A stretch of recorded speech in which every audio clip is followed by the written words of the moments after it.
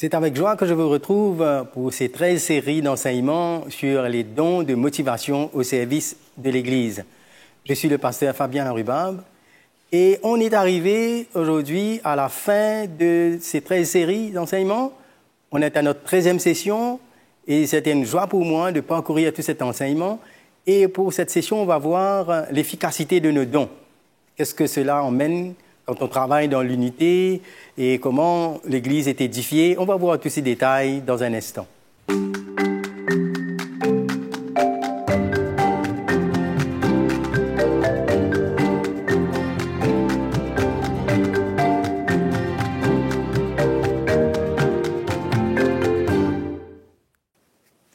Quand on a reconnu, identifié et vu tous ces dons dans nos vies et dans la vie des autres, eh bien, on a besoin maintenant de réaliser que nos dons se complètent. Malgré leur diversité, on a besoin des uns et des autres dans diverses situations et que le fait qu'on n'a pas les mêmes dons, cela ne doit pas créer des divisions, mais au contraire, ni des incompréhensions, mais au contraire, nous emmène à comprendre et à voir comment ces différents dons fonctionnent. Et là, allons voir dans Romains, le chapitre 12. On va lire les versets 3 à 4 et 5. Par la grâce qui m'a été donnée, je dis à chacun de vous de n'avoir pas de lui-même une trop haute opinion, mais de revêtir des sentiments modestes, selon la mesure de foi que Dieu a départie à chacun.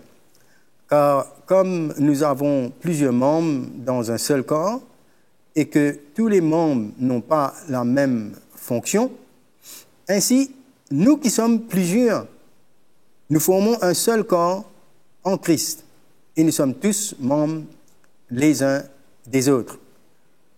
Nos dons sont différents. Et des fois, il y a des forces et des faiblesses, on a besoin de compenser, on a besoin de ne pas aller à l'extrême. Et là, dans l'exercice de nos dons, on réalise que nous sommes tous membres des uns des autres. Et au fait, on fait le même travail, on va vers le même but. Pour construire, pour relever, instruire, édifier, avertir, manifester un cœur. Et là, tous ces dons doivent travailler dans l'unité pour être efficaces. Et là, nous voyons que nous aurons besoin d'apprendre et accepter la manière que les autres fonctionnent avec leurs dons. Je prends un exemple, la motivation du don de prophétie et la miséricorde. Il y a un exemple que l'auteur de l'Épître aux Hébreux dit, mais quand il parle dans le chapitre 12, il dit, mais vous avez oublié l'exhortation. Comment, comme un père qui corrige son enfant, son fils. Mais il le corrige parce qu'il l'aime.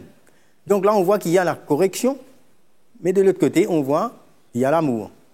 Il y a ce côté prophétique pour dire la vérité, pour reprendre, mais de l'autre côté, il y a ce côté de faire ressentir le but, le cœur de Dieu, son amour, parce que c'est comme à des fils que Dieu nous reprend. Donc voilà, nos dons ont besoin ils vont être efficaces de la manière qu'on travaille dans l'unité, fait de la place là où le don a besoin d'opérer. Et je réalise qu'il y a beaucoup de situations que même on peut prendre des exemples dans la parole de Dieu. Même dans les lettres de Paul, on voit une motivation pour soit corriger, soit pour reprendre ou encourager. Il y a diverses façons que ces lettres viennent et on peut voir les motivations, les dons en opération et comment ces dons se compensent. J'ai pris une référence ici dans le 1 Corinthiens, le chapitre 5, au verset 1er. Alors, il y avait du désordre dans l'église de Corinthe, il y avait le péché, et tout cela, quand les gens de Chloé ont fait savoir à Paul la situation, et là, dans sa lettre, il écrit ceci dans le chapitre 5, 1 Corinthiens, le verset 1er. On entend dire généralement qu'il y a parmi vous de la débauche, et une débauche telle qu'il ne se rencontre même pas chez les païens, au point que l'un de vous a la femme de son père. Et le verset 2, et vous êtes enflés d'orgueil, et vous n'avez pas été plutôt dans l'affliction, afin que celui qui a commis cet acte soit ôté au milieu de vous. Et là, dans le verset 2, il nous parle d'une correction sévère. Il expose le péché. Et voilà, il donne une correction, un redressement pour mettre de l'ordre dans l'Église. Si on reste juste avec ça, et après, on voit que dans cette lettre, quand les Corinthiens ont lu cela, ils étaient attristés, il y a eu beaucoup de choses qui se sont passées, ça a secoué. Cette motivation a amené une secousse, leur a fait réaliser leur état, le compromis, ils ont laissé le péché, et ils étaient loin de l'esprit de l'Évangile. Et cette parole claire, franche, est venue trancher. Et maintenant, si nous suivons plus loin, nous voyons que dans 2 Corinthiens, le chapitre 7, on voit la suite, la réponse quand ils ont lu la lettre et qu'est-ce qui s'est passé, le fruit de tout cela. Je lis dans le verset 7, 2 Corinthiens, chapitre 7, verset 7. Et non seulement par son arrivée, mais encore par la consolation que Tite lui-même ressentait à votre sujet, il nous a raconté votre ardent désir, vos larmes, votre zèle pour moi, en sorte que ma joie a été d'autant plus grande. Quoique je vous ai attristé par ma lettre, je ne m'en repens pas. Et si je m'en suis repenti, quand je vois que cette lettre vous a attristé, bien que momentanément. Et le verset 9, je me réjouis à cette heure, non pas de ce que vous avez été attristé, mais de ce que votre tristesse vous a porté à la repentance. Voilà le but de cette motivation qui est atteint, la repentance. Quand vous avez été attristé selon Dieu, afin de ne recevoir de notre part aucun dommage. Voilà le fruit, le résultat, c'est que la repentance a tout redressé. Il n'y a pas que la correction, mais le fruit. Et maintenant, nous voyons que ce qui compense cette motivation de Paul, on voit dans 2 Corinthiens, le chapitre 2, le verset 4, que je vais lire. Nous voyons le cœur de Paul, son amour. Et là, on voit comment ces dons se complètent, sont efficaces. Alors, 2 Corinthiens, le chapitre 2, au verset 4, nous dit ceci. C'est dans une grande affliction, le cœur angoissé et avec beaucoup de larmes que je vous ai écrit, non pas afin que vous soyez attristés, mais afin que vous connaissiez l'amour extrême que j'ai pour vous. Voilà le but. Ce n'était pas simplement pour venir corriger, exposer, ôter le méchant et puis fini, mais c'était avec un cœur angoissé et beaucoup de larmes qu'il a écrit cette lettre. Il les aimait. C'est pourquoi il voulait les préserver, leur dire la vérité. Et là, dans ce même chapitre, toujours 2 Corinthiens chapitre 2, on voit plus loin dans le verset 8, il va dire maintenant, je vous exhorte donc à faire acte de charité envers lui, envers cet homme qui se repentit, qui a été attristé et qui voulait redresser. Il dit maintenant, faites acte de charité. On voit les deux motivations travailler ensemble et ça devient efficace. On voit le résultat. Et là, on voit que ça amène une purification, il amène une obéissance, ça amène l'unité.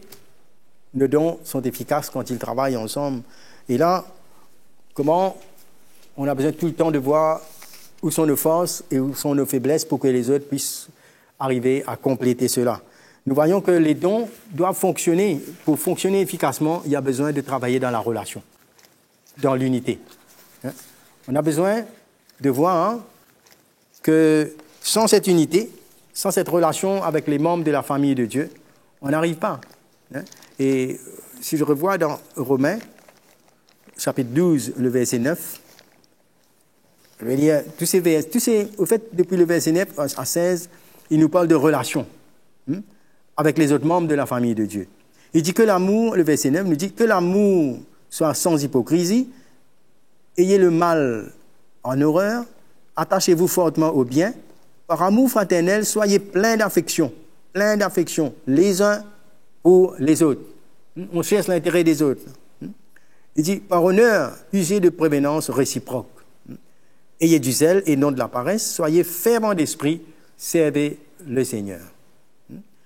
Et au verset 12, réjouissez-vous en espérance, soyez patients dans l'affliction, persévérez dans la prière, pourvoyez aux besoins des saints, exercez l'hospitalité, bénissez ceux qui vous persécutent et bénissez et ne maudissez pas. Réjouissez-vous avec ceux qui se réjouissent, pleurez avec ceux qui pleurent, ayez les mêmes sentiments les uns envers les autres. N'aspirez pas à ce qui est élevé, c'est l'humilité, reconnaître ses limites. Mais laissez-vous attirer par ce qui est humble, ne soyez pas sages à vos propres yeux. On voit là une plateforme où il y a une atmosphère favorable, où nous pouvons exercer nos dons avec efficacité, dans l'amour, dans l'humilité, dans la relation spirituelle. Et cela emmène le respect, l'acceptation des autres, et emmène à bénéficier de tous nos dons, que tous ces dons peuvent travailler ensemble pour l'édification du corps de Christ. On voit que là, il y a l'harmonie, il y a réellement tout ce qu'il faut dans cette attitude de pouvoir travailler ensemble et reconnaître. Si on ignore ces choses, on arrive à se concentrer sur nous-mêmes et on ne voit pas la place que l'autre a. On ne voit pas l'efficacité que les dons peuvent avoir, que les autres peuvent avoir. Et là, c'est ce que nous voulons. L'apôtre Paul dit. Il cherche une relation spirituelle dans tout ce qu'il fait, dans ses démarches envers l'Église, dans l'opération de tous ses dons. C'est la relation spirituelle qui est importante. Allons lire dans Philippiens, le chapitre 2. Je vais lire juste Philippiens, le chapitre 2, qui nous parle de cette attitude. Le verset 1er à 4, je vais lire cela. Si donc il y a quelque consolation en Christ, s'il y a quelque soulagement dans l'amour, c'est-à-dire là, si nous cherchons une relation spirituelle, s'il y a quelque communion d'esprit, s'il y a quelque compassion et quelque miséricorde, rendez ma joie parfaite en ayant un même sentiment, un même amour, une même âme, une même pensée. Ne faites rien par l'esprit de parti pris, par esprit de parti ou par vaine gloire, mais que l'humilité vous fasse regarder les autres comme étant au-dessus de vous-même. Que chacun de vous, au lieu de considérer ses propres intérêts, considère aussi ceux des autres. Si on se concentre que sur son don, sur ce qu'on a dit et sur ce qu'on voit, et qu'on ne voit pas l'intérêt des autres, et qu'on ne voit pas aussi ce que les autres peuvent emmener, eh bien, à ce moment-là, on est en train d'entrer en compétition, on est fermé, l'orgueil qui vient, on devient inaccessible, et là, on ne peut pas construire comme cela. Mais là, on voit qu'il y a une relation. Et dans cette relation, ça va construire, ça va édifier, on va pouvoir voir mieux. La sagesse va venir. On va ressentir le cœur des autres. On va bénéficier, voir, on va finir par découvrir le cœur de Jésus. Quand on a vu parler sur le don de compassion, on a vu le fils prodigue qui a quitté sa maison, qui a gaspillé tout, qui est revenu, et on a vu comment, dans cette restauration, il y a eu une place où il y a un cœur qui le reçoit. Et dans tout cela, on voit que le but du Seigneur, c'est de restaurer les vies. C'est de combler là où il y a des manques, là où il y a des chutes, mais d'emmener la repentance, de purifier et d'emmener la maturité. Et donc, comment, dans l'humilité, et regarder les autres comme étant au-dessus de vous-même. Vous savez, même Paul, quand il a travaillé, il a dit, je rends grâce à ce que j'ai travaillé plus que vous tous, mais après il dit, non pas toutefois moi, mais la grâce de Dieu qui a été avec moi. Mais Dieu, il reconnaît que ce n'est pas par lui, mais la grâce de Dieu. Alors, il y a cette attitude d'humilité. C'est comme cela que ça va nous emmener à travailler dans la relation. Et on va voir que il y a des moments où on aura besoin de s'aligner dans des choses que nous, on n'a pas vues, et ne pas rester sur notre position, mais de reconnaître la place des autres, d'avoir une soumission les uns envers les autres. Le désordre qu'il y avait dans l'église de Corinthe, il y avait la compétition, la jalousie. Vous savez, dans le monde, l'esprit du monde qui règne aujourd'hui. Il ne faut pas que cela vienne souiller notre service pour Dieu.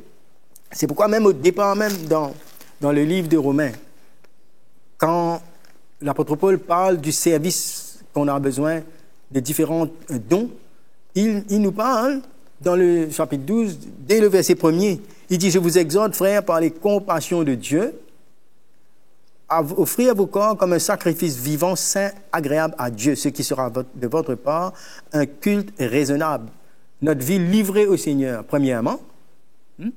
Et puis, c'est une identification à la croix de Christ. On a renoncé à nous-mêmes, on se donne au Seigneur, il y a quelque chose qui s'est passé en nous, que notre vie ne nous appartient pas.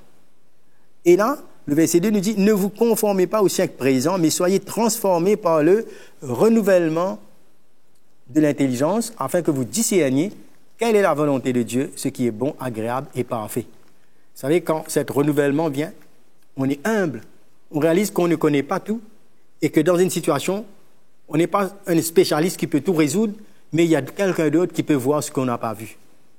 Et qu'on peut apprendre à connaître la volonté de Dieu à travers quelqu'un, à travers son don, qui peut parler dans notre vie, et ça peut nous aider à voir mieux et nous emmener à mieux servir le Seigneur et à mieux construire. Donc, il y a un renouvellement. Vous savez, l'esprit dans lequel le monde opère, c'est différent de la manière que nous allons opérer dans l'Église. Loin de toutes ces jalousies, de tout l'orgueil, de toute la compétition, l'insécurité, toutes ces choses. Et là, quand il y a ce renouvellement, il y a une atmosphère où les 7 dons peuvent arriver à opérer.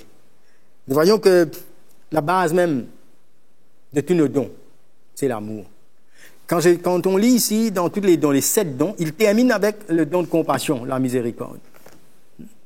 Aimer, manifester cet amour. Et quand je regarde aussi dans 1 Corinthiens, le chapitre 12, il nous parle de tous ces dons, il énumère de tous ces dons. Alors qu'en dernier lieu, il dit, mais je vous montre une voie par excellence, l'amour. Et au fait, c'est la base même de tout ce qu'on fait. On aime Jésus et on aime le peuple de Dieu. Et là, notre don vient pour édifier, pour construire les autres. Je vais lire juste en référence comment notre don peut devenir efficace.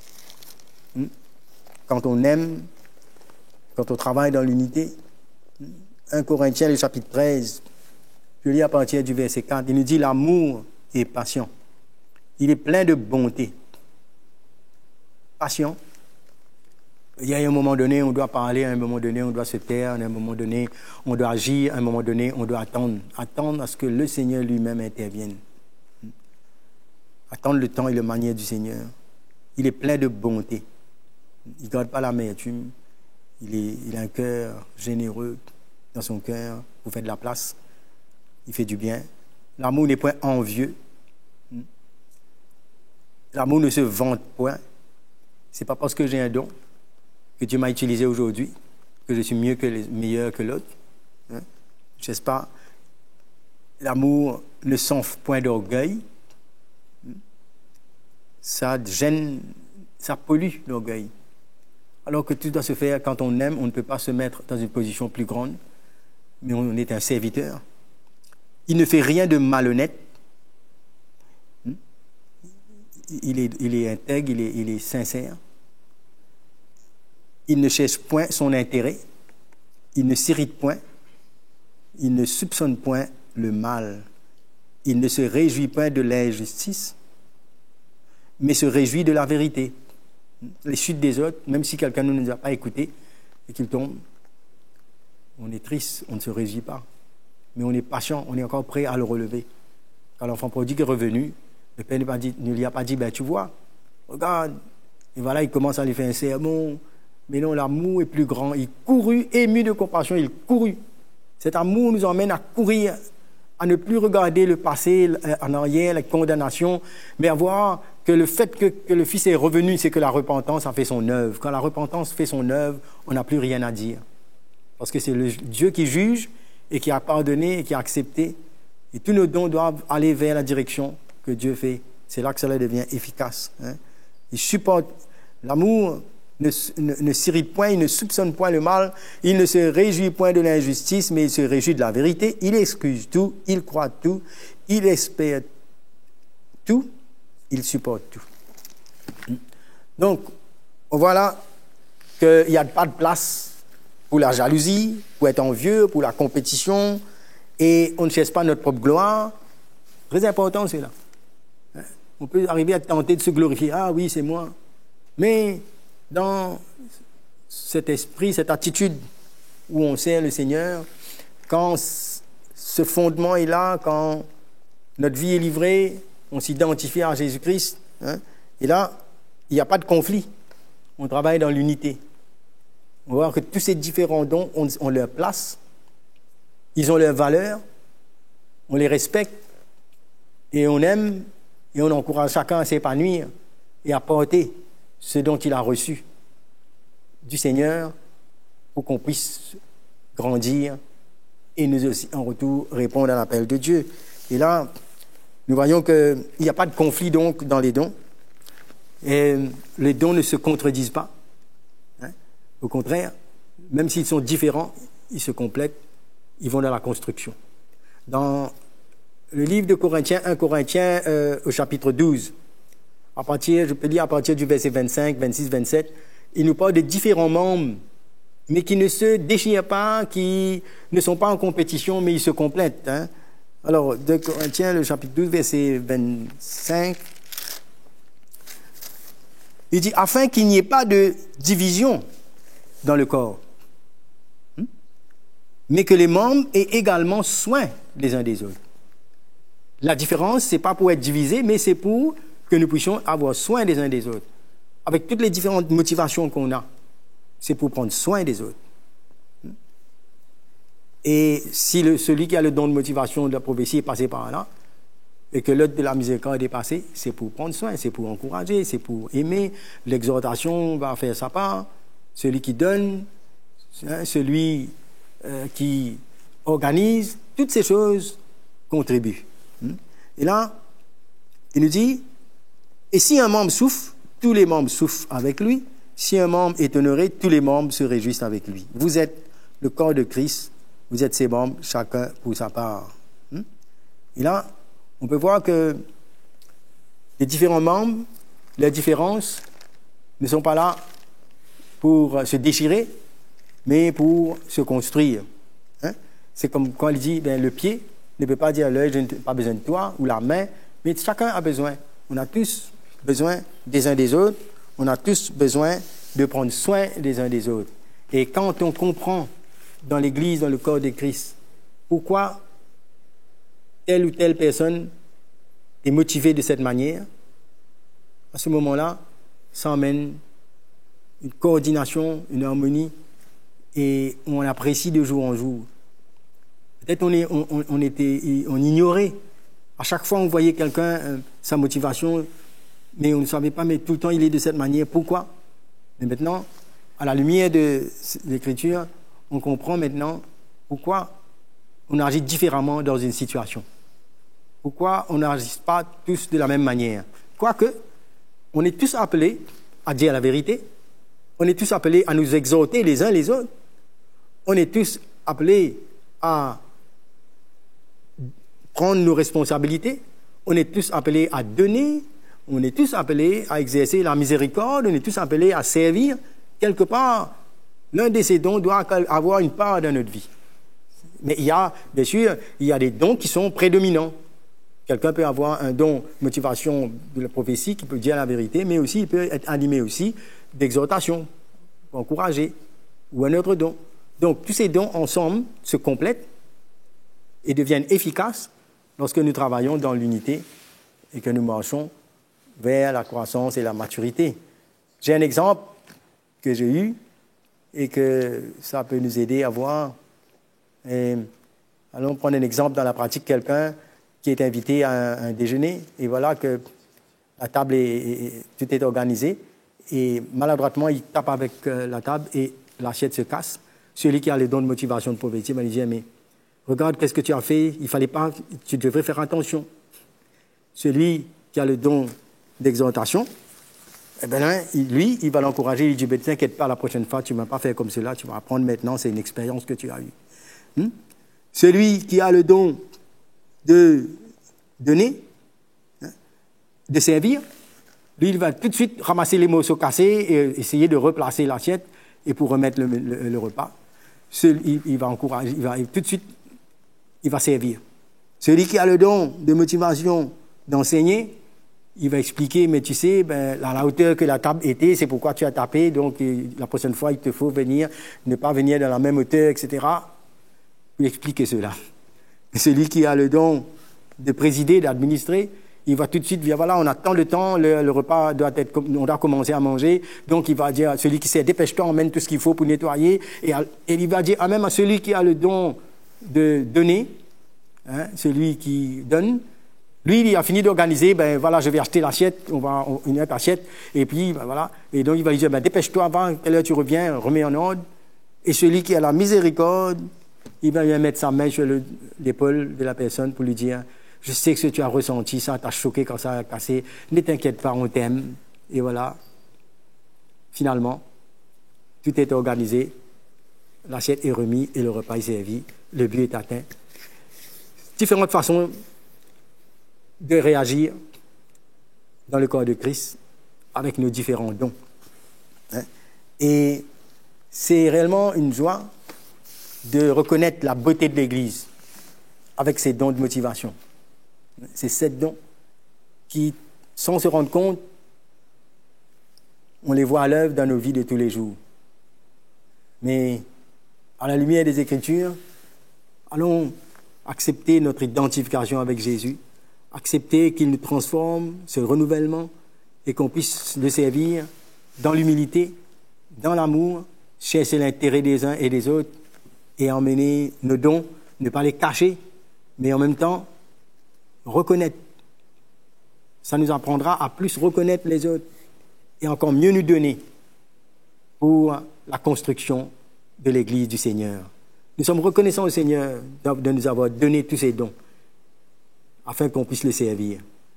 Moi, je vous encourage, j'étais content d'être avec vous, j'ai été béni de parcourir ces enseignements et je vous encourage à servir le Seigneur avec tous vos dons, dans l'amour, dans la grâce du Seigneur. Que Dieu vous bénisse.